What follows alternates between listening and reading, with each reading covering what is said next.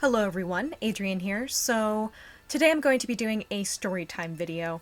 I'm experiencing a little bit of congestion and some other stuff going on right now, so I figure since my sense of smell and my sense of taste by extension have been compromised by said congestion, I figured it would be a good idea to avoid doing absinthe reviews and go ahead and tell you guys a story. So my best friend Gabby shared something on her Facebook earlier this week that really took me back to our teenage years. So Gabby and I have been friends for 14 years, and we were the only goths in our tiny little town in the middle of central Washington. A desert. I'm not joking when I say it's a desert. There was absolutely no goth scene where we came from, so we made our own fun as best friends.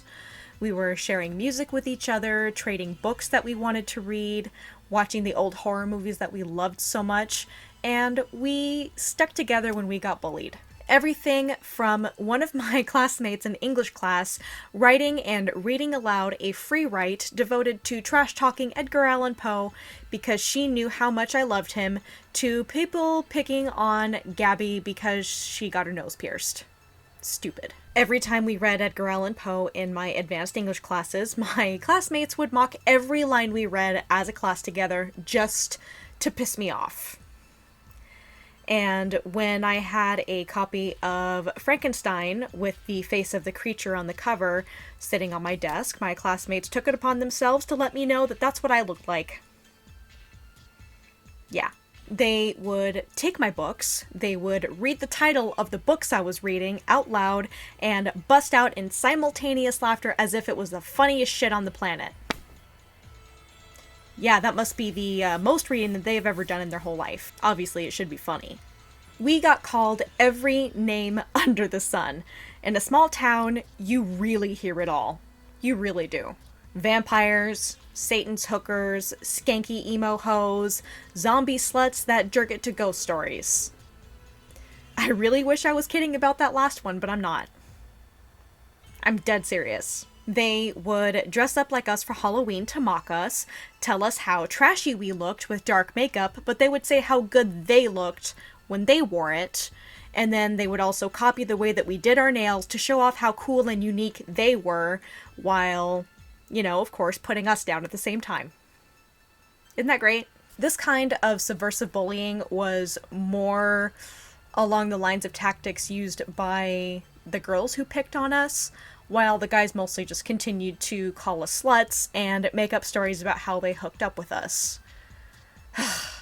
That got exhausting. It really did.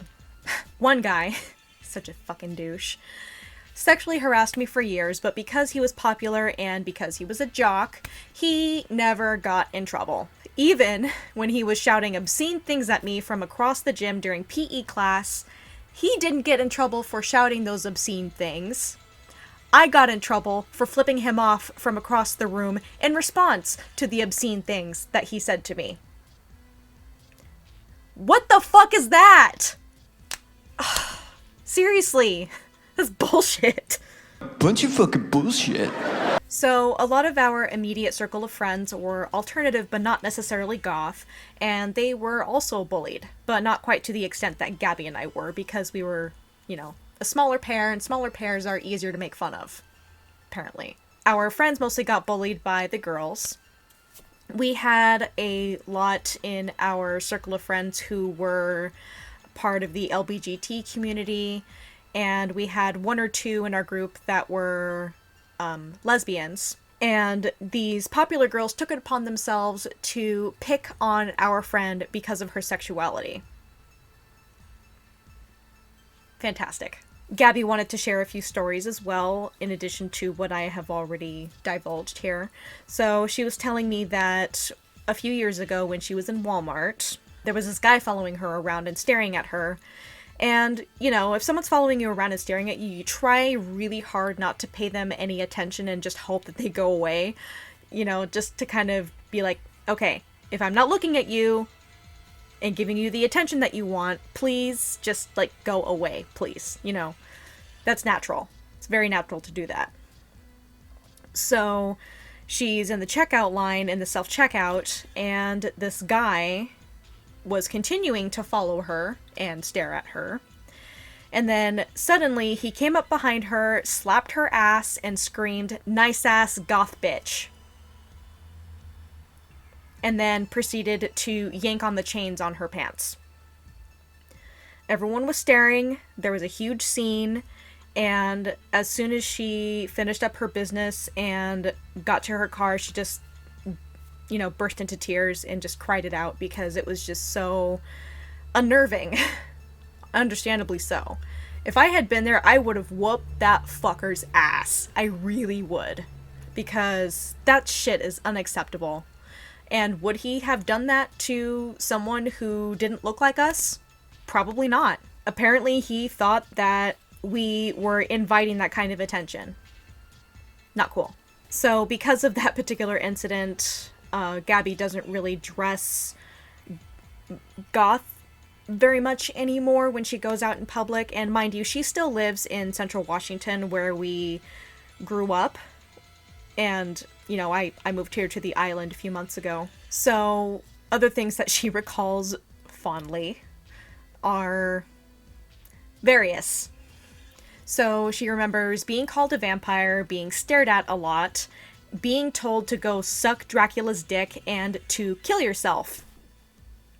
Yeah, and she was telling me there was this one time when a teacher actually made a special point of telling her, "Oh, you would be so much prettier without all that makeup on." Yeah, totally. Her mom's church friends would actually tell her mom that she needed to watch Gabby, and Gabby didn't know what she was getting herself into. They would often point fingers and whisper, and her mom was also super restrictive on how she would let Gabby dress when she went to school, and that happened up until high school, I believe. I actually distinctly remember when she would show up to school in very normal looking clothes, but then she would bring a change of clothes with her and some makeup with her so that she could dress up the way that she wanted and do her makeup the way that she wanted when she was at school, because that's what she needed to feel comfortable in her own skin. Because in normal clothes, let's face it, it just feels so uncomfortable. And then she fondly remembers people assuming that she worshipped the devil just because of the way she looked. Of course. Same sort of thing happened to me as well. But those are her experiences that she wanted to share for this video. My senior year, I was asked to sing the national anthem to open an assembly about bullying in observance of Martin Luther King Jr. Day. I got heckled while I did that. Let that sink in. I was heckled while singing the national anthem to open an assembly about bullying. Fantastic. And now, a decade later, those same kinds of preppy, normie, popular mainstream girls who made fun of us for the way that we expressed ourselves and even our sexuality are now wearing the same makeup, same clothes, and same accessories that we did, which is great. And a couple years ago, I found out one of them who regularly bullied me and my other friends came out as a lesbian. Okay, we get it. You're repressing some feelings that you have about your sexuality, so it's okay for you to pick on people who are open about it. Okay. That's fantastic. What an awesome person you are. And, you know, these girls who have appropriated our style of dress are proclaiming how edgy and unique they are now, ignoring the fact that they bullied us for the very thing that they are now wearing. And the same kinds of guys are still pulling the same shit they did back then, but they've stepped up the vulgarity and the sexual objectification up a notch. And it's suddenly okay to call us goth bitch, and it's cool to want a big titty goth GF. And thanks to goth SoundCloud rap, that has gotten so much worse. You see most of this trendy appropriation stuff going on with girls. They buy Kat Von D makeup products because they're so edgy, darkly pretty, and cool. And they wear Joy Division, The Cure, and Suzy Sue t-shirts from Forever 21 without knowing a single song by any of the bands that they are wearing. When Angela Benedict made a video about this very thing occurring, I did leave a comment saying that what she experienced is 10 times more frustrating if you live in a small town, because the chances of coming across another goth are incredibly slim. So when we see these types out and about wearing a Suzy Sue t-shirt, we initially get really excited, but then we realize it's just too good to be true. We even tried testing it out by asking what their favorite song by Suzy is, but then they respond, very confused, just like this. What? That is a perfect reenactment of the accent of our hometown. It's true. Suddenly, because Billie Eilish occasionally wears dark clothing and dramatic makeup, the media has labeled her a goth pop star. And when Taylor Swift wears black lipstick, people are all, OMG, yes, goth queen! when in fact they bullied people like me and Gabby for wearing the same exact thing that they are now praising Taylor Swift for. And in some worst cases, people have been physically assaulted for the way that they looked and expressing themselves that way, or even killed, like in the case of Sophie Lancaster. Yes, we have come a really long way in being more accepted and tolerated as a whole because of the internet, but we still have some really awful things that have come along with it. The best we can do is to try to represent ourselves as much as we can and to educate people when they are spreading misinformation about us. For example, like when someone basically gives their stamp of approval to people who want to appropriate our style and mock us, even though they don't listen to any of the music within our subculture, and even though they know nothing about our subculture whatsoever, and feel that they're justified in doing so just because goth is a style of dress, and nothing more. That's not okay. That does not give anyone the authority to appropriate anything about our subculture if they know nothing about it, nor care to know anything about it, and basically labeling everything they see as goth just because they like it. Not cool. I do want to touch on why I wanted to make this video. So, yes, I do understand that Angela Benedict did make a video similar to talking about this issue with people appropriating our subculture, but when you compare and contrast the experiences that she and I have as goths from different areas and different types of environments, it's really, really interesting. It really is. Taking Angela, for instance, who has been a goth as long as I have been alive, which I think is hilarious when you think about it. I'm sorry, I just have to laugh. She had the amazing opportunity of being submerged in the scene in its purest form and really soaking in the subculture in her formative years.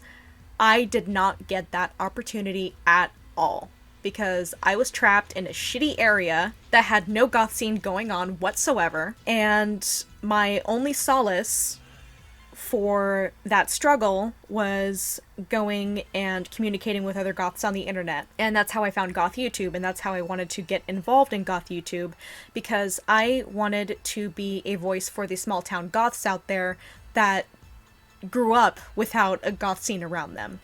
Because, you know, I was talking to Angela about this, and she was basically saying most of the people who watch goths on YouTube are themselves small town goths.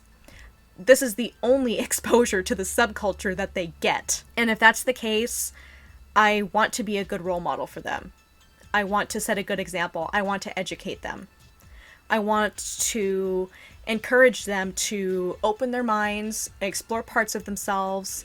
I want to encourage them to read because that was super, super important. I want to encourage them to figure out who they are, whether it be through finding the goth music that really speaks to them, whether it be through guiding them to, say, the poetry of Charles Baudelaire to dig deep into their inner thoughts and learn something about themselves that they didn't even know existed. And to hopefully teach them that it's a good thing to be intelligent, it's a good thing to be able to hold a conversation, it's a good thing to be polite, and being cultured is not a bad thing. And that's the way I was brought up. Aside from loving the things that I love about the Gothic subculture, I was raised to be cultured. And I want to instill that curiosity and that thirst for knowledge in young Goths who may or may not come across my videos,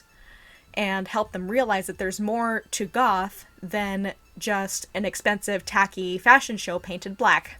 There's so much more to it, and I want to awaken that part of themselves. Anyway, that was a little bit longer than I had intended it to be, but that's okay. So I want to give a huge thanks to my best friend Gabby for sharing her experiences with me in order to make this video. And I also want to thank Angela Benedict for encouraging me to make this video because, and this is what she said that it's very rare that you get to hear the stories of small town Goths, and that point of view is super important. And I also want to give a huge thanks to my patrons, MJ, In Ghostly Company, and Morelli Reborn. Thank you so much for your support. You guys are amazing. So guys, thank you so much for listening to my story. I did want to say that if you have experiences of your own regarding being a small town Goth, please leave them in the comments below. I would love to hear your stories, and the more that these stories accumulate, the more that other small town Goths are going to realize that they are not alone. And one thing I really want to do here on my YouTube channel, and now that I am closer to a Goth scene, I want to make up for lost time. I want to make a positive change and a positive difference in the subculture that I missed out on for so many years. That's why I'm here. So subscribe to my channel if you haven't already, and I will see you guys later. Bye!